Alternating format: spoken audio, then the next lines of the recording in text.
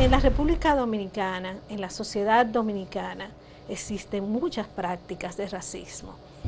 Tú le dices, ¿tú has vivido racismo? No. Pero cuando tú observas prácticas, entonces tú dices, ahí está el racismo. Esa herencia de indocumentación que tenía esa población descendiente de esclavos de 1750 permanece hoy en mucha población dominicana que no tiene documentos.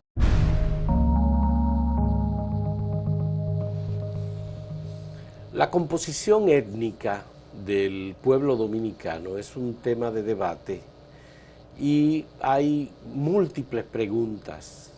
Y uno tiene que decir que luego de ver la participación de Roberto Álvarez en el Senado de la República esta semana, pues aumenta el número de preguntas sobre aspectos como el racismo en la sociedad dominicana. ¿Hay racismo en el Estado dominicano en su relación con los ciudadanos de Haití, por ejemplo, o con los ciudadanos negros de otras comunidades que no son las haitianas?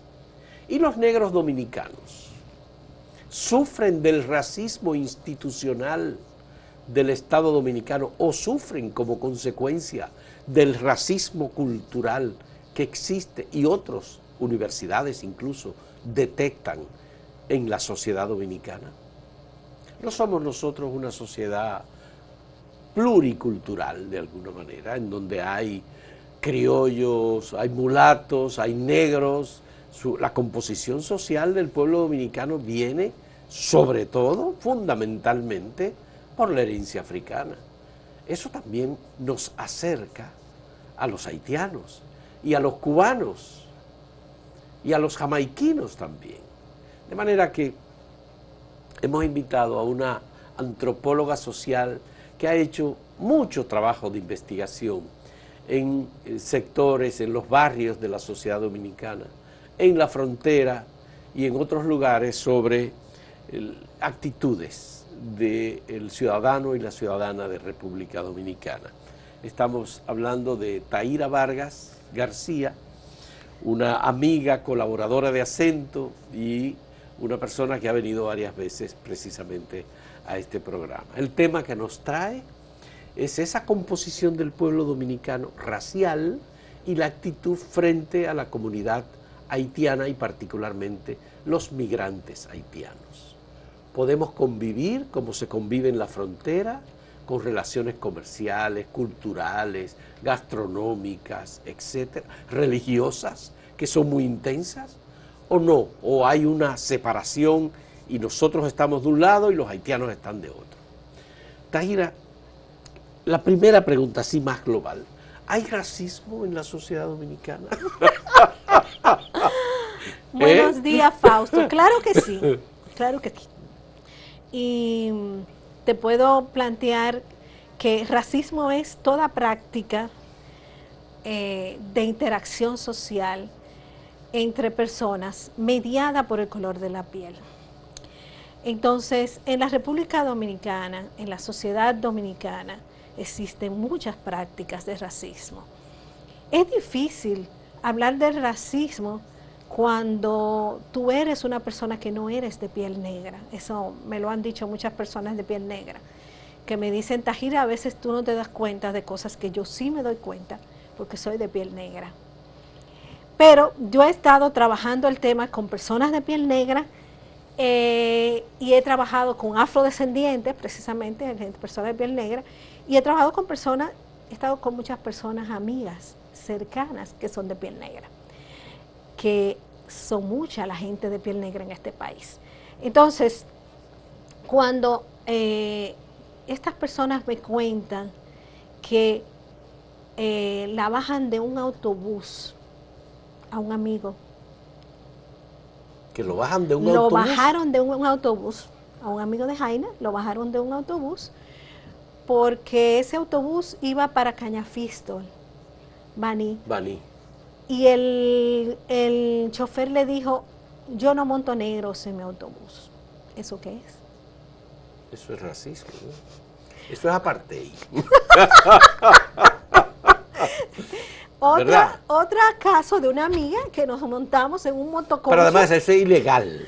Ojo, eso es ilegal. Pero eso vive sucediendo en las guaguas de este país. En los autobuses de este país hay choferes que se dan el lujo de bajar la gente del autobús cuando ven que son negros o cuando ven que son haitianos. Eso pasa en autobuses de la línea del 9, eso pasa en autobuses de la línea de los Alcarrizos, eso pasa en los autobuses de la línea hacia el Parque Independencia. O sea, tú puedes coger cualquier ruta, yo me monto en guagua, yo ando a pie, Sí. yo me meto a los barrios a pie. Sí. ¿Tú entiendes? Y cuando tú tienes una convivencia con la gente, te vas dando cuenta de la convivencia. Pero vamos a hablar de la policía. La policía tiene conciencia de que está obligada a actuar cuando ocurre un hecho como ese violatorio de un derecho que tiene un ciudadano. Un chofer de guagua que saca a un ciudadano de un vehículo por ser negro, eso es una violación a un derecho humano elemental. La policía está obligada a actuar. En el caso. Pero ellos... ¿Actúa la policía? No, ellos son los primeros que son racistas. Ah, Yo observé a un policía, yo estoy caminando por Ciudad Juan Bosch y encuentro a una camioneta de la policía que se para en medio de la calle. Venían 3 personas haitianas caminando y el policía se tiró al haitiano al suelo y comenzó a pegarle con la pistola en la cabeza, el haitiano sangrando. Yo me paré, bajé el vidrio y le llamé la atención. Digo yo, ¿usted se dio cuenta que usted está violando derechos? No, porque estos morenos, los morenos son un problema. Digo, no, es una persona y usted está violando derechos. Si usted quiere averiguar, investigarlo, usted lo lleva. Pero la persona estaba cometiendo nada, él estaba caminando, venía de una construcción, trabajando en una de las construcciones de los edificios, y él se para y lo agarra. Yo lo veo, porque en el racismo hay cosas que la gente muchas veces no te dice que la discriminan. Tú le dices, ¿tú has vivido racismo? No, pero cuando tú observas prácticas, entonces tú dices, ahí está el racismo. O sea, tú bajar a una persona, atacar a una persona por ser negra, tirarla al suelo y comenzarle a dar golpes, eso es racismo y es una violación de derechos y es violencia. Agarrar a una persona presa en la calle, como la he observado yo, por ser negra, por ser negra y considerar que no debe andar por un residencial de clase media porque es un negro, eso es racismo. Estar en una fila, una persona negra, para atenderse en un servicio del Estado, y tú dejarla de último y atender a todos los demás, eso es racismo. En un hospital, una persona negra que llega desangrándose y llega otra que no es negra, también en las mismas condiciones, se atiende primero a la otra y no al negro. Eso es racismo. Ir a un restaurante, un grupo de personas, como lo que observé yo, y llegar primero un grupo de personas negras y atender a las personas que llegaron de último y dejar a esas personas de último, eso es racismo. En una escuela que tú le digas a un niño, maldito prieto, quítate de ahí, que eso es racismo. Que una profesora le diga a un niño, tú lo que eres es un negro que no sirve para nada. Eso es racismo. Entonces yo te puedo hacer una lista bien grande de observaciones de interacción cotidiana, tanto desde autoridades hacia los ciudadanos como entre ciudadanos. Todas prácticas racistas. En un país donde la gente no puede ir a la escuela con su pelo de forma natural, porque es afrodescendiente y tiene el pelo crespo, sino que tiene que laciárselo. Eso es racismo. En un banco que no dejan que tienen que ir al salón a pasarse el blower, eso es racismo.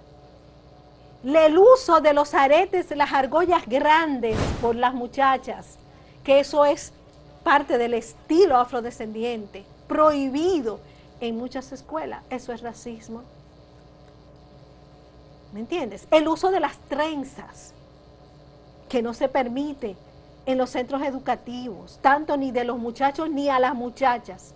Eso es racismo, porque eso es parte de un estilo de peinado afrodescendiente. Entonces, yo te puedo hacer miles de anécdotas y tú vas a encontrar presencia racial. Pero además, las personas que yo he entrevistado en diferentes estudios que son de piel negra, reconocen haber vivido prácticas de racismo, tanto desde violencia física como verbal, como psicológica. ¿Hay alguna diferencia en el tratamiento a los que son negros dominicanos frente a los que son negros haitianos, que por el acento en el idioma, etcétera, cuando hablan se dan cuenta de que son haitianos? Y además por las facciones, en algunos casos hay gente que puede Mira, determinar. si no hablan, no se sabe si son haitianos. O sea, la población negra dominicana tiene muchas similitudes en sus facciones físicas con la población haitiana. Además, hay mucha población haitiana mulata también. O sea, hay mucha diversidad. Pero además, fíjate que eso también es racismo, y eso me lo hizo ver una compañera que vino a hacer un estudio conmigo, norteamericana, sobre la migración dominicana a Suiza. Y estuvimos en una comunidad afrodescendiente, en Doña Ana, en San Cristóbal. Y ella me decía, ustedes se fijan hasta si tiene la nariz diferente, si es un negro más lavadito, un negro menos negro, un negro que... Eso es racismo, Tajira. Incluso ella me hace notar la diferencia. Por ejemplo, ella estuvo, todo el tiempo estuvimos trabajando un mes completo en Doña Ana, en San Cristóbal, en las comunidades de San Cristóbal, comiendo donde Doña Chichita. Y ella estuvo viendo a una población dominicana, y además conoció a la población dominicana migrante en Suiza, que es toda con piel negra, la mayoría, y me dice, vamos luego a un restaurante, vamos a Pizzarelli. Y ella mira la población que está sentada en las mesas y me dice, ¿son dominicanos? Digo yo, ¿y por qué tú consideras que no son dominicanos? Son muy diferentes a la población dominicana que conozco. Es otra característica racial. Y ahí me hace ver la segregación racial de clase. Me dice, tú vas a los malls, y eso es una cosa que yo observo, tú vas a los malls y quienes van a las tiendas caras, las tiendas de marca, ¿quiénes son y qué perfil tienen? Bueno, pero eso es más por condición económica. Pero también posición racial, económica. pero también racial. ¿Por qué? ¿Por qué estos descendientes de personas extranjeras de Europa, de Medio Oriente, como el Líbano, europeos, franceses, italianos, tuvieron más oportunidades para su desarrollo económico que las personas descendientes de piel negra? Bueno, hay una tradición en la esclavitud, los que llegaron con la piel negra desde África, que fueron traídos, amarrados como esclavos, atados en los barcos, son los negros africanos, de los cuales, obviamente, la sociedad dominicana de hoy hereda costumbres, tradiciones, etcétera. Claro. El color de la piel, el mulataje. Esa lógica de que el negro es esclavo y por tanto es inferior, porque tú sabes que la esclavitud tuvo una justificación ideológica basada en el racismo. Esa justificación ideológica. Pero los nativos también fueron esclavos. Exacto. Toda esa justificación ideológica de inferioridad de uno frente a otro quedó en el imaginario cultural y fue fortalecido en la dictadura de Trujillo. Trujillo trae personas de España, trae personas para blanquear el país y las trae a la frontera. Yo entrevisté personas en Mánica que eran descendientes de esos españoles y me explicaban cómo a su familia se le entregó tierras y todas las facilidades. Tradicionalmente los canarios fueron enviados en diferentes momentos de la historia a poblar poblaciones en diferentes lugares de República Dominicana. Sí, también. Ciudades como Baní, por ejemplo. Claro. Balaguer incluso ofrece en la isla Al Revés el prototipo de personas descendientes de Europa, españoles, Claro. que vinieron y se establecieron en Baní. El tipo de campesino muy distinto al de otras poblaciones que son Pero también se dieron negras. facilidades para esas personas. Y eso es lo que te quiero destacar. Ya. ¿Y por qué se dan facilidades a estas personas? Era obvio que era parte de una operación de blanqueo. Pero eso se ¿Entiendes? mantiene hoy día. Hoy se mantiene. ¿Por qué se mantiene? Porque tú tienes todavía en la lógica cultural de nuestra sociedad la visión de que el pobre es negro.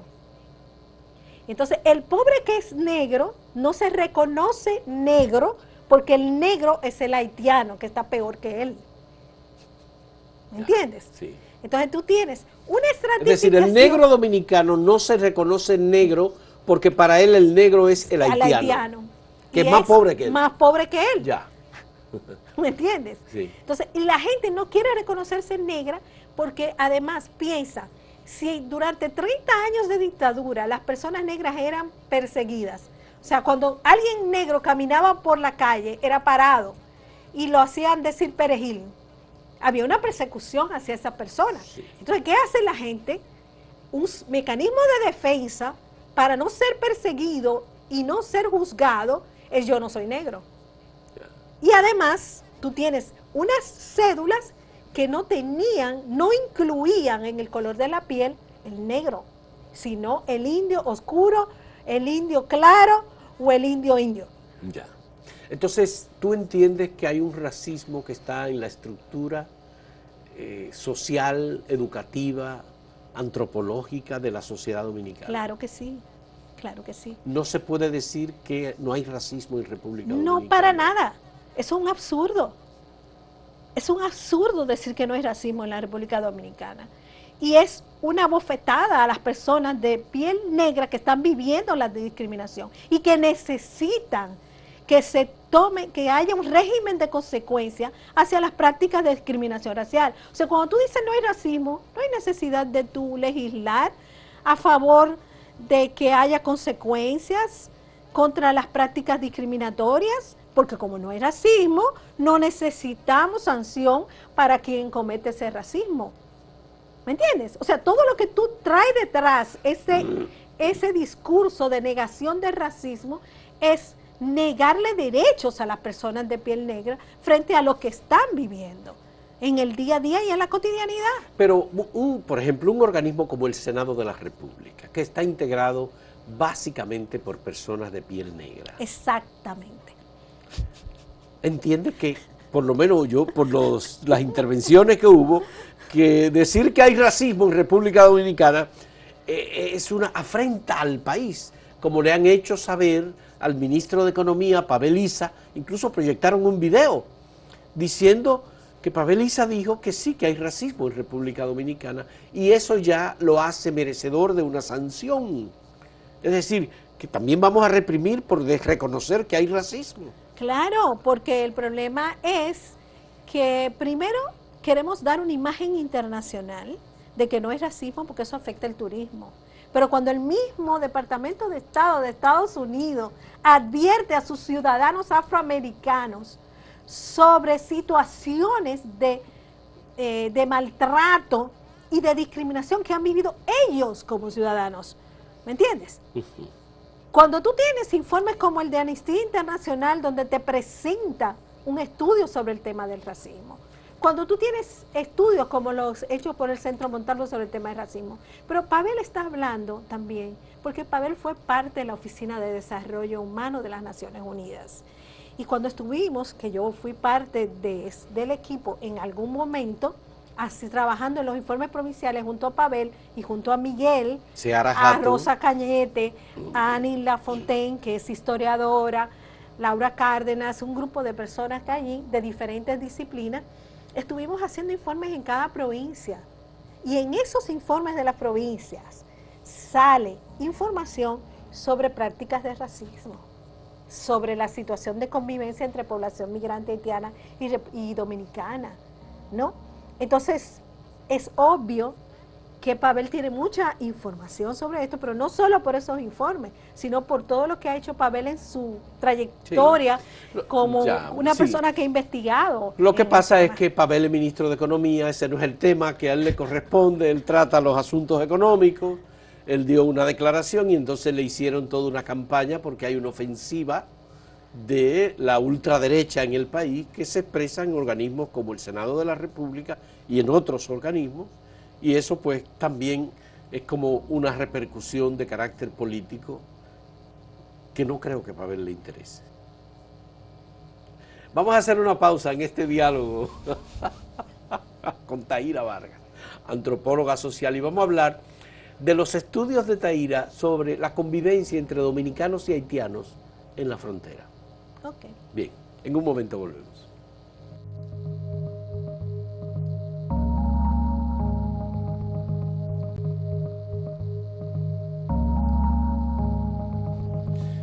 Taíra, tenemos una frontera de 380 y tantos kilómetros entre Haití y República Dominicana, y en esa frontera hay unas comunidades haitianas y dominicanas, desde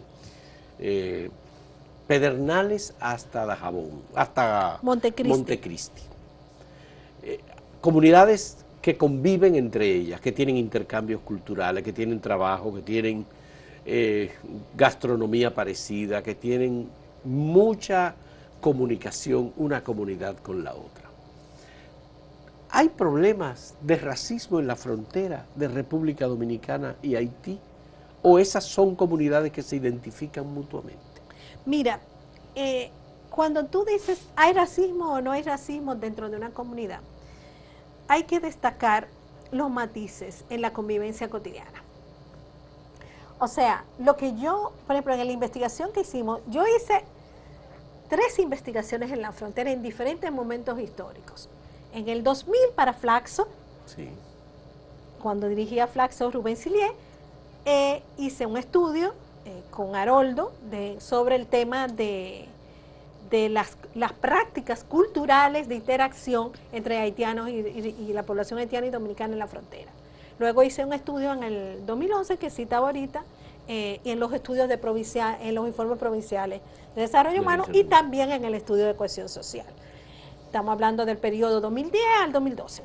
Y recientemente, en el 2020, 2021, hice un estudio para Claxo con Matías Bosch sobre el tema de la convivencia de mujeres dominicanas y haitianas en un barrio de Santo Domingo. Entonces, aquí en Santo Domingo. En Santo Domingo. Sí. Entonces, ¿qué es lo que yo encuentro que es permanente en estos estudios? Primero, que si bien en el discurso la gente te habla mal del haitiano, te habla mal de las personas haitianas, te dicen que van a ocupar, que manejan el discurso oficial de anti-haitiano, ¿no? de rechazo al haitiano. Sí. Y incluso en estos días tuve un diálogo con mi nieta que me hablaba de las guerras que hay ahora entre haitianos y dominicanos. O sea, esto es terrible. Yeah. Entonces, eso, por un lado, pero cuando tú le dices, pero usted, el vecino suyo es haitiano, sí, nos llevamos muy bien, ese hombre es una maravilla. Cuando tú observas en Dajabón que haitianos y dominicanos que viven en un mismo territorio y conviven en ese territorio, son compadres. Compadre, ¿cómo está usted? Mire, compadre, encárguese de esto. Mire, compadre, que sé qué. Cuando usted encuentra que una mujer que te dice que los haitianos, que no sé qué, pero de repente llega la haitiana que le arregla el pelo, le hace las trenzas, le cuida al niño. Entonces tú encuentras redes de cuidado sostenidas en esa solidaridad entre la población haitiana y la dominicana. Encuentras apoyo a nivel social, económico, en caso de enfermedad, en problemas de salud, ¿no? Apoyo económico también, que la persona haitiana hace un trabajo y de repente no le pueden pagar, pero lo pagan con un servicio, ¿no? Relaciones de compadrazgo entre personas haitianas y dominicanas que conviven en un mismo territorio. Y además, dentro de ese territorio no hay una división clara entre dónde viven los haitianos, dónde viven los dominicanos. Claro, cuando tú vas transitando por el barrio o por la comunidad, tú te das cuenta de la diferencia por el tipo de vivienda y por las condiciones también. Hay más pobreza en la población haitiana que en la dominicana. Pero tú encuentras cómo, por ejemplo, una haitiana de un barrio de Santo Domingo me contaba cómo ella recogió a un niño dominicano que estaba en situación de calle y lo está atendiendo y criando dentro de su familia, a pesar de la gran pobreza en que vive esa señora, que era un piso de tierra. Sí. ¿Me entiendes? Pero además ella me decía, o sea, toda la gente de aquí somos amigos, se comparten la búsqueda del agua. O sea, no hay agua, hay que buscar agua. Bueno, tú buscas agua hoy para nosotros, para esta familia, para esta, y mañana yo busco para ti, para nosotros. La comida, como hay tanta precariedad, se cocina, en una casa se cocina para varias personas, para varias familias, en otra casa se cocina para las otras. Sistemas de redes de ahorro como el SAN, organizando SAN, entran todas las que viven en esa comunidad, en ese fragmento del barrio, en ese callejón, en esa cañada, y ahí entran dominicanas y haitianas en el SAN. Sí. En un sistema de ahorro totalmente cooperativo, una práctica cooperativa. Es lo común. Ocurre en la frontera y ocurre en un barrio de Santo Domingo. Y te ocurría hace 13 años y ocurría hace 20 años. ¿Y cómo el discurso entonces racista no influye? Se tiene verbalmente, pero en la práctica... En la práctica es contra un haitiano que no es el que vive aquí. Que está como en un imaginario fantasma, pero no vive aquí. ¿Me entiendes? Y claro, al haitiano que llega nuevo, que es al haitiano que le llaman Congo, hay cierta resistencia con esa persona. O sea, se la tiene como en observación.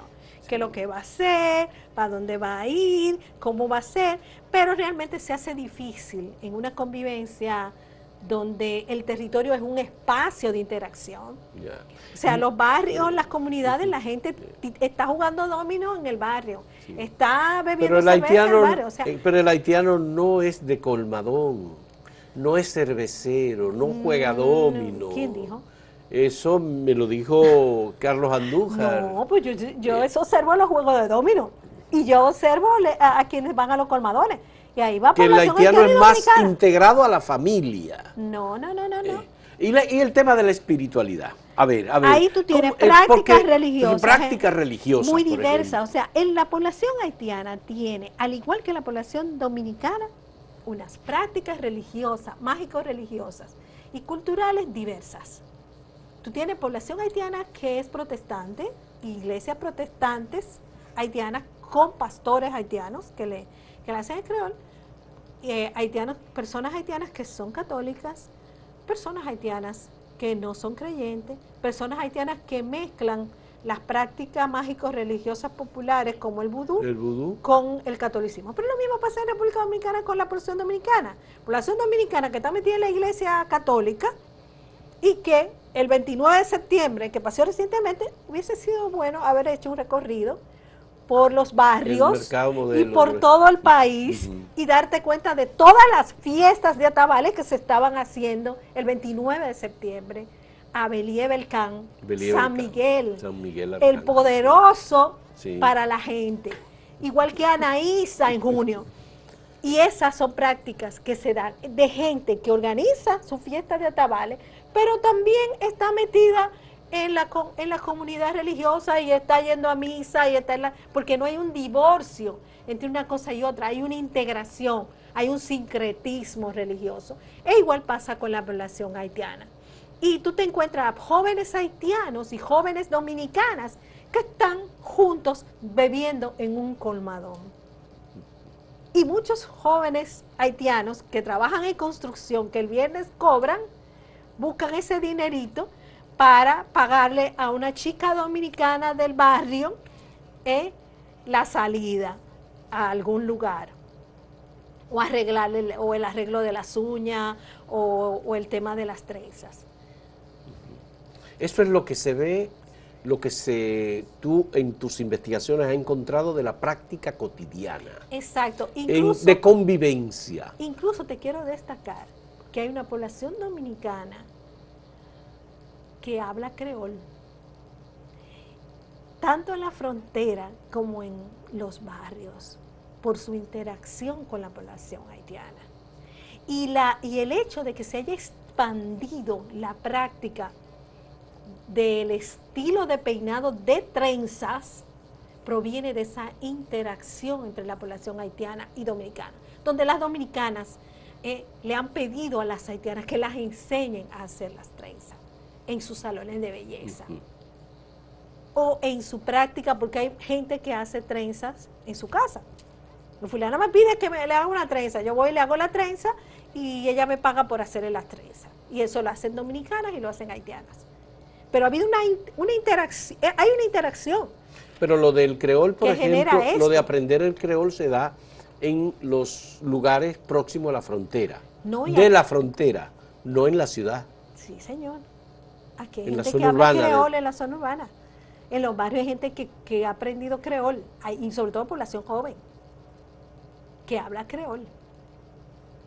Ya. Y que sabe manejar, a veces no te habla totalmente un discurso grande, pero sabe manejar expresiones de creol. Yeah. Por su interacción con población haitiana, porque tienen amigos haitianos, amigas haitianas que conviven diariamente, o vecinos, vecinas, y aprenden expresiones de ellos y de ellas. Yeah. ¿Y cómo podemos, digamos, transmitir información sobre esta realidad que aparentemente se desconoce en instituciones como el Senado de la República? ¿Qué se puede hacer para que se sepa y se conozca que las investigaciones antropológicas hablan de una cosa muy diferente al discurso político que se está planteando? Mira, yo creo que ustedes, los medios, son los primeros responsables de difundir todo esto. O sea, yo pienso que hay que hacer un trabajo fuerte. Además, le conviene al país, Fausto. Le conviene al país reconocer que hay unas relaciones cotidianas de interacción entre población dominicana y haitiana. Además, ven acá, ¿quién te vende a ti el aguacate? A mí me vende el coco un haitiano. Y él va 2 veces a la semana a mi casa y tiene un montón de clientes en mi zona, que es una zona residencial de clase media, a vender cocos. Incluso lo fía. Sí. ¿No entiendes? O yo le doy el dinero entero y él va, lo cambia y me lo trae cuando quiere y me lo pone ahí. ¿No entiendes? Es decir, que en la sociedad dominicana una gran parte de la población recibe servicios de haitianos. Los guardianes, los vendedores de coco, la vendedora de aguacate, trabajadoras domésticas. Yo he ido a casas de personas anti-haitianas, ultraconservadoras, que tienen empleada doméstica haitiana. O tienen fincas donde trabajan haitianos. Entonces, en las fincas tienen trabajadores haitianos, ¿no? Los fruteros. Los fruteros, o sea, los vendedores ambulantes, las vendedoras ambulantes. Creo que ya hay motoconchistas. Motoconchistas también, ¿me entiendes? Pero además en el trabajo sexual ha habido siempre una fascinación del dominicano. Bueno, hay un dirigente político importante en el país que en los 70 lo balearon en un cabaret de Haití, ¿no? Sí, claro. Y sí. En los cabarets nada más hay trabajadoras sexuales haitianas, o sea. Claro, claro. Y ese flujo de dominicanos a cabaret. Mataron a otro que estaba con él, llamado Carlos Mendieta. Ajá. Y él, que es un anti-haitiano renombrado, tenía prácticas sexuales con mujeres haitianas, que es una cosa muy íntima, ¿me entiendes? Entonces, aquí hay lo que se llama el cocomordán. Yo he escrito sobre eso. Para mí el cocomordán es una práctica sexual transnacional. Y aquí el hombre dominicano te habla del cocomordán con la fascinación de que las mujeres haitianas son las que tienen coco mordán. Son las haitianas las que tienen coco mordán. Eso dice el dominicano, pero cuando voy a Haití, me dicen los haitianos, las mujeres dominicanas son las que tienen coco mordán. Porque también en Haití hay una fascinación por las mujeres dominicanas en el trabajo sexual. Y hay muchas mujeres dominicanas con salones de belleza en Haití. Y hay mucha población dominicana con negocios en Haití. Sí, hay muchas mujeres, sobre todo salones de belleza, creo que es lo que más abunda de propiedad de mujeres dominicanas en Haití, que por cierto hablan creol y se comportan como si fueran haitianas. Y muchas que van a comprar paca y traen paca. Por ejemplo, tú vas a Dajabón, o antes del cierre de la frontera, ibas a Dajabón, a cualquier hotel, cuando había mercado binacional y no había una sola habitación vacía. Y hay varios hoteles.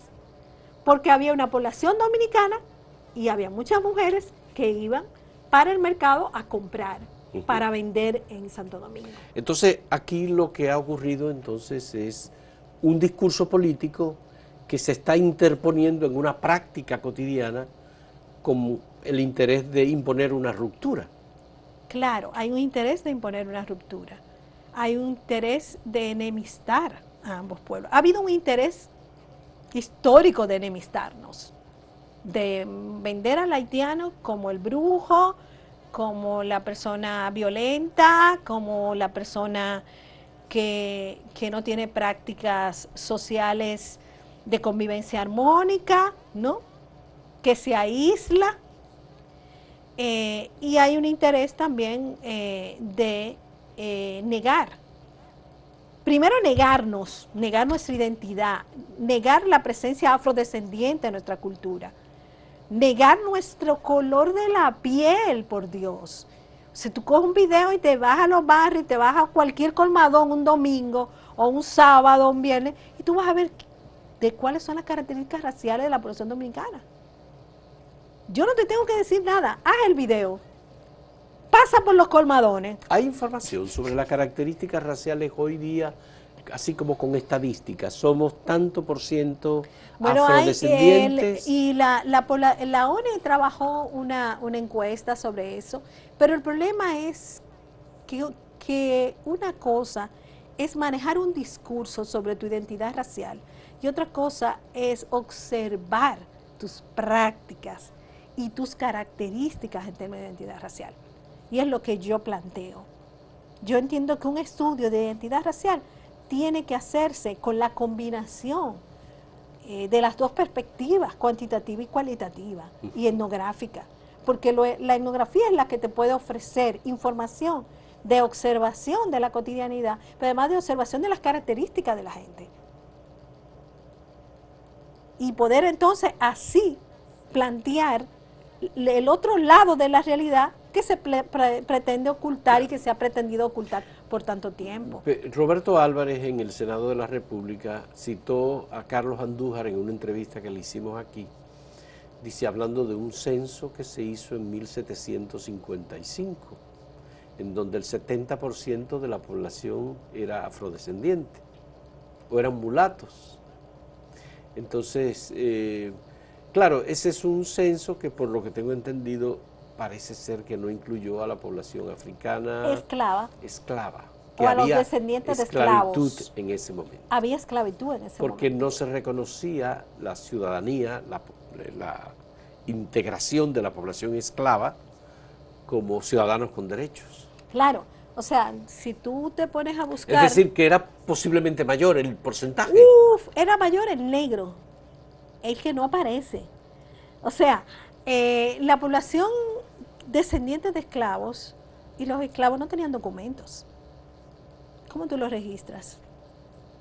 ¿Cómo tú haces un censo? Sí, pero los esclavos sí, por lo que he visto, se registran. Pero se registran como propiedad de alguien. Por eso no tenían registros individuales. Individuales no lo tienen. O sea, un esclavista tenía tantos esclavos. Entonces mencionaba tantos esclavos por sus nombres. Ojo, por el nombre de cada uno. Pero esos esclavos no tenían su documento propio. Entonces, al momento del censo, tú tienes que ir donde cada persona a nivel individual y pedirle los documentos. porque tú necesitas diferenciar una persona de otra.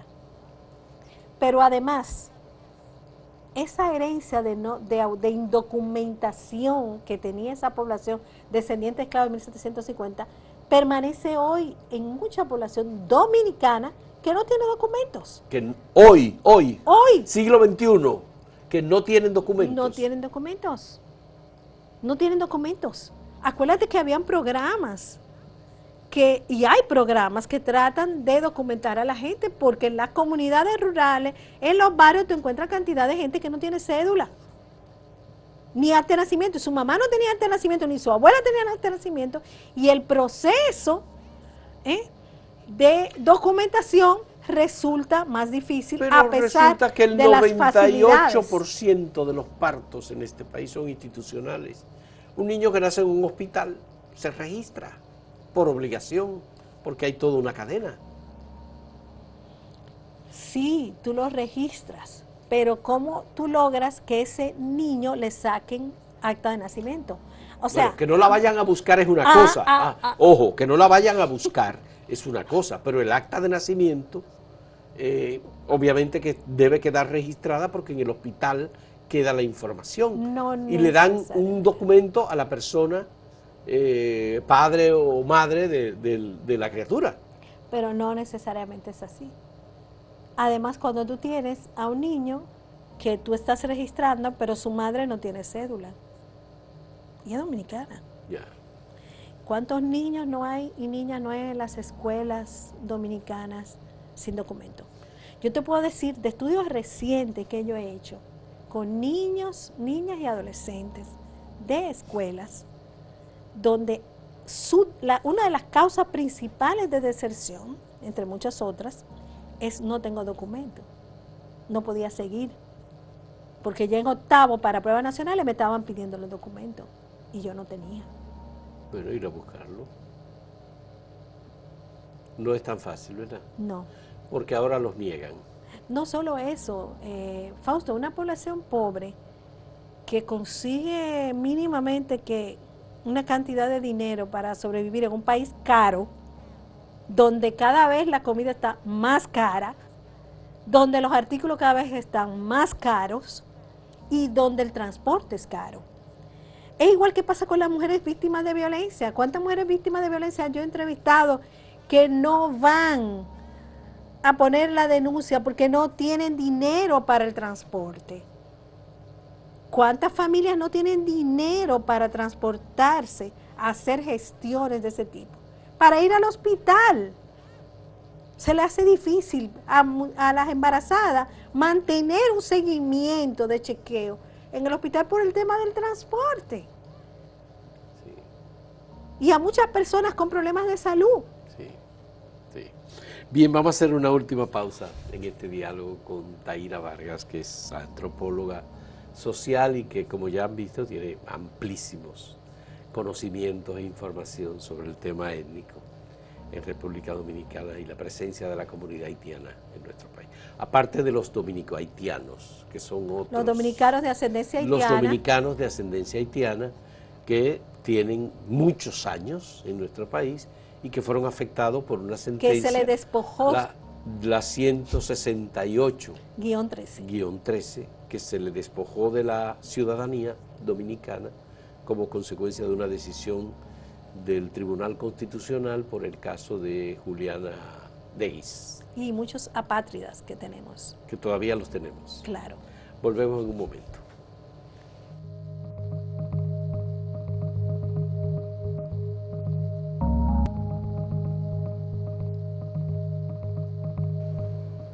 A nivel internacional, República Dominicana ha sonado como un país que está enfrentado a otro país que está a su lado, que es Haití, y que hay una situación muy tensa por el pleito por un río, pero esto ha llevado a que la memoria histórica, digamos, comience a levantarse.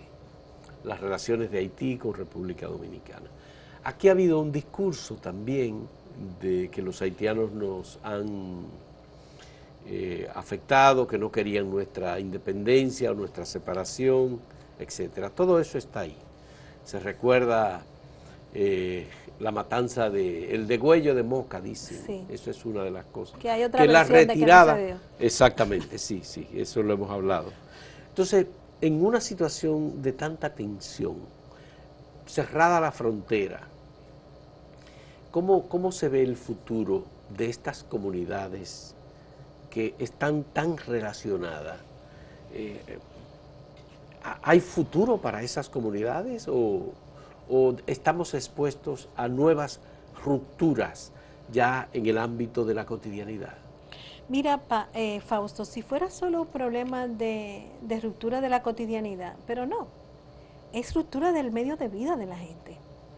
O sea, lo que está pasando en la frontera, necesitamos reportajes, te lo digo a ti y lo digo a los dueños de los medios, de cuál es la situación de la gente en la frontera en términos de su medio de vida. Porque la gente en la frontera, en todas las provincias fronterizas y en todos los municipios fronterizos, se mantiene de esa relación con Haití, desde las prácticas económicas diversas. Y el peso que tiene el mercado binacional es muy grande a nivel económico. Incluso habían programas de desarrollo fronterizo que tenía el MEPIT, que no sé en qué están. Entonces, el cierre de la frontera tiene un impacto muy fuerte en la vida de la gente. Tú estás afectando la calidad de vida de la gente. Tú estás empobreciendo a los pobres. Tú estás sometiendo a la población pobre a vivir en las condiciones de miseria y de hambre. Porque es una zona que depende de la relación con Haití. ¿Empobrece a los pobres la decisión? Empobrece a los pobres, totalmente. Es desolador lo que se puede ver en la frontera. Es una situación de Macondo lo que tú puedes ver en la frontera. O sea, todo lo que está pasando allí con una medida que pudo haber sido otra y no el cierre de la frontera. Pero aquí hay empresas que solo producían para Haití. Y eso lo sabe el Ministerio de Industria y Comercio. Que están en quiebre. En quiebre, sí. O sea, tú ves, el impacto socioeconómico de esa medida no se ve ahora, se va a ver en unos años. Y va a quedar este gobierno en la historia dominicana como el gobierno que desoló la frontera, parecido a lo que pasó en las devastaciones de Osorio. ¿No? Osorio quedó en la historia como el devastador de una zona del país. Pues este gobierno va a quedar como el devastador de la vida de la gente de la frontera. Pero los senadores, por ejemplo, los senadores de la frontera, que incluso son de partidos de oposición, apoyan el cierre de la frontera. Claro. Y lo han expresado. Claro, porque ¿Por qué se expresan de ese modo? Porque piensan, ¿qué es lo que pasa? Yo creo que Rosario Espinal lo ha analizado muy bien. Hablar en contra de Haití, piensan ellos en su imaginario que le da voto. Entonces, aquí todos los políticos piensan que mientras más anti-haitianos sean, más votos consiguen. Y ellos a su vez fomentan el discurso anti-haitiano. Entonces tenemos un fomento de el anti-haitianismo a nivel de las estructuras de poder para la población ciudadana. Entonces la gente se monta en ese discurso. Pero ellos deben darse cuenta de que están empobreciendo a los más pobres. Claro. Como tú dices. Claro. ¿Y no se dan cuenta? No, ellos se dan cuenta. O eso se va a reflejar solo varios años después. Ese es el punto, que eso se va a reflejar, se está reflejando ahora, pero va a reflejarse aún mayor en unos años después. Porque lo que tú vas a encontrar en unos años después, o sea, tú estabas fomentando a través de un programa de desarrollo fronterizo el empoderamiento económico de la gente, los emprendimientos, el desarrollo local, ¿no?